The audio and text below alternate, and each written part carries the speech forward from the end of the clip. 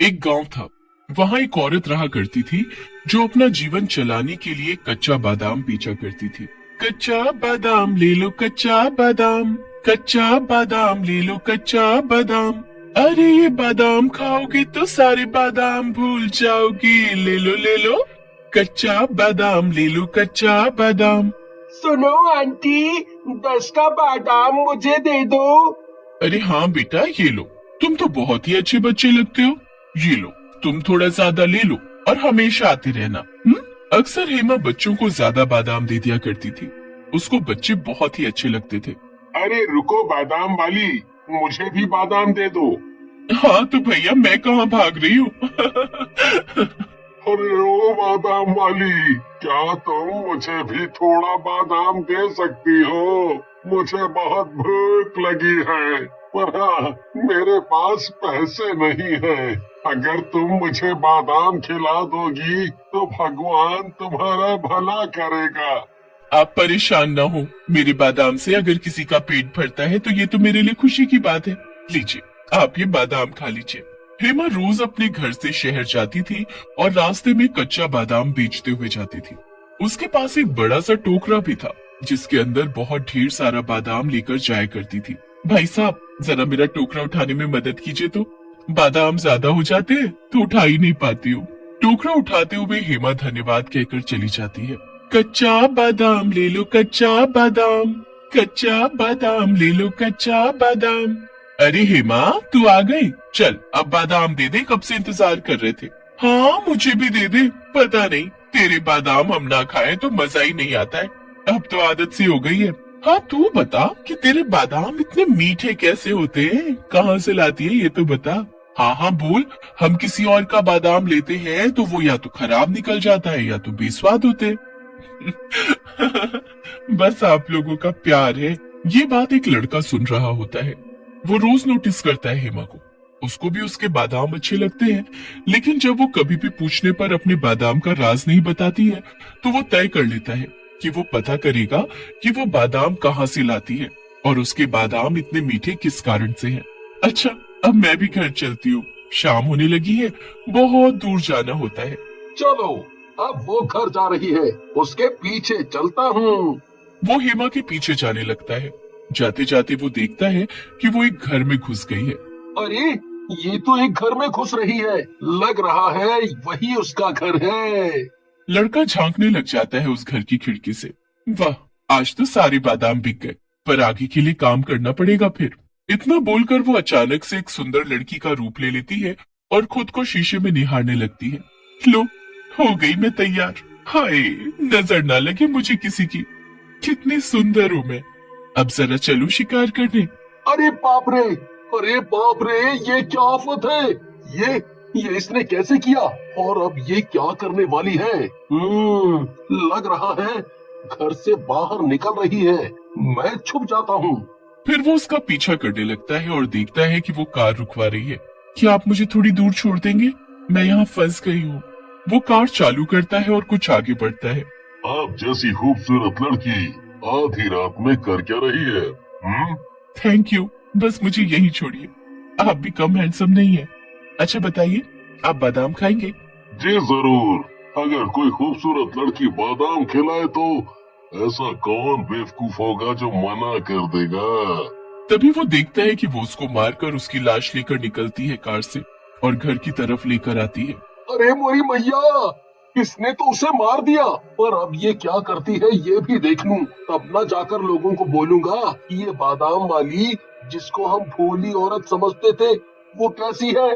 इतना बोलकर वो लड़का फिर से हेमा के घर के बाहर वाली खिड़की पर झांकने लगता है।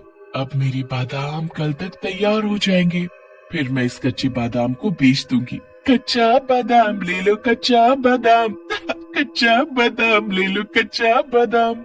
चलो, अब यहाँ से निकलता हूँ और लोगों को बताता हूँ इस डायन के बारे में। तभी उसका फोन गिर जाता है जिसकी आवाज हेमा को सुनाई देती है। कौन है वहाँ पर? आग, आग, वरना ये तो तुझे भी मारकर अपने बादाम को सींच देगी। जल्दी भाग। गलत ही मैंने सोचा इसका राज जानने का। चुपचाप बादाम खाने से मेरा क्या बिगड़ जाता। अब तो जान पर बन आई है। अब क्या करूँगा मैं? ए प्रभु, प्रभु बचाए रखना। तभी हेमा उसको पकड़ते हुए भयानक चुड़ैल का रूप ले लेती है। मेरा राज जानकर कहाँ जा रहा है? मैं अपना राज जानने वाले को कभी नहीं छोड़ती हूँ। मुझे मुझे मुझे माफ कर दो।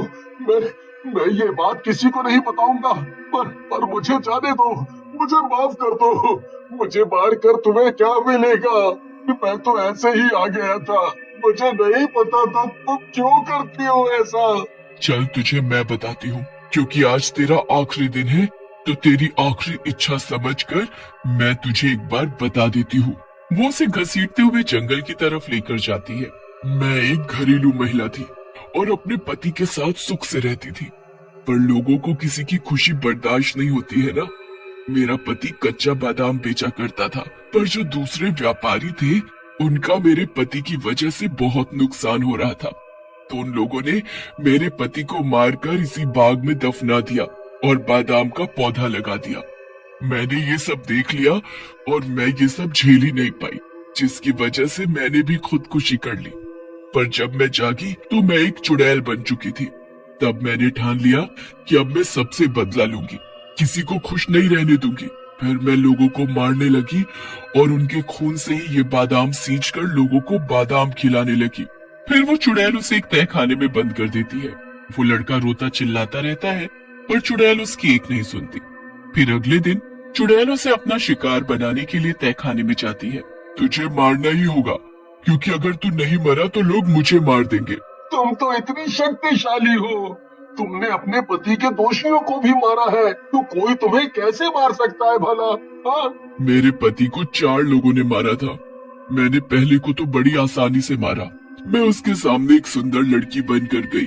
वो एकदम डरकी था, तो वो मेरे झांसे में आ गया। जैसे ही उसने मुझे हाथ लगाया, वैसे ही मैंने अपना असली रूप ले लिया। मेरा भयानक रूप देखकर वो हार्ट अटैक से मर गया। दूसरे वाले को मारना थोड़ा मुश्किल था। अपने दोस्त की मौत पर थोड़ा शक्की हो गया था वो। अब किसी पर भरोसा ही नहीं कर रहा था, सिर्फ अपने उन दोस्तों को छोड़कर। तभी मुझे एक तरकीब सूझी। मैंने उनमें से ही एक दोस्त का रूप बनाकर उससे मिलने का सोचा और फिर मैं उसे जंगल में लेकर जाने लगी। पर वो जंगल आते आते समझ गया कि वो मरने वाला है और भागने लगा। मेरे चंगुल से कोई नहीं निकल सकता, पागल आदमी। मैं चुड़ैल हूँ, इंसान नहीं। मैंने उसे पकड़ ही लिया और उसके पेट में बड़ा खंजर घोंपकर उसका खून कर दिया और उसका खून भी अपने बादाम के पौधों पर डाल दिया। और तीसरे को किस तरह मारा? तीसरे वाले को मैंने एक सुंदर लड़की बनकर अपने प्यार के जाल में फंसाकर एक सुनसान राह पर ले जाकर गाड़ी में उसका खून पी लिया। और बाकी लोगों का क्या किया तुमने? उस चौथे वाले को मारने की जरूरत ही नहीं पड़ी। उस बेचारे को इन तीनों के कत्ल के इल्जाम में फांसी हो गई। फिर क्या, कुछ नहीं। मैं क्या तेरी दादी नानी हूँ जो तुझे कहानियां सुनाती रहूंगी? नहीं, फिर भी कुछ तो और हुआ होगा ना, कुछ अलग जो तुम्हें याद हो, या कोई बात जो तुम बताना चाहती हो। मुझे तो वैसे भी मरना ही है, तो जानकारी के साथ मरूं, है ना? यहीं तैयार बैठा हूँ तुम्हारी बात सुनने को। तुम चाहो तो मुझे सब कुछ बता सकती हो। तुम्हारा राज मेरे साथ ही दफन होना है वैसे भी। अरे हाँ, एक बात तो मैं तुझे बताना ही भूल गई। मुझे कोई बेवकूफ नहीं बना सकता और आज तक मैंने अपना कोई शिकार छोड़ा नहीं। और इतना कहकर चुड़ैल उसे भी मार देती है। बेचारा कहीं का, सोच रहा होगा कहानियों के चक्कर में मुझे पागल बना देगा। मेरा राज खोलने चला था ना, अब तो ये भी मर गया। चलो अब इसका भी खून अपने बादाम पर डालूं, फिर कल मुझे ये कच्चा बादाम बेचने भी तो जाना है। फिर अगली सुबह वो चुड़ैल अपने रोज के आम रूप में अपने कच्चे बादाम लेकर शहर की तरफ निकल जाती है। अरे वाह हेमा, आज भी तो टाइम पर अपने बादाम बेचने आ गई। अब आ ही गई है तो शुरुआत मुझसे ही कर। मुझे खिला दे अपने कच्चे बादाम। हाँ हाँ, ले लीजिए बादाम। और ये तो बता दे, तेरे बादाम इतने मीठे कैसे होते हैं? हेमा मुस्कुराते हुए अपना टोकरा सर पर उठाती है और आगे बढ़ते हुए गाना गाकर अपना बादाम बेचने लगती है। कच्चा बादाम ले लो, कच्चा बादाम,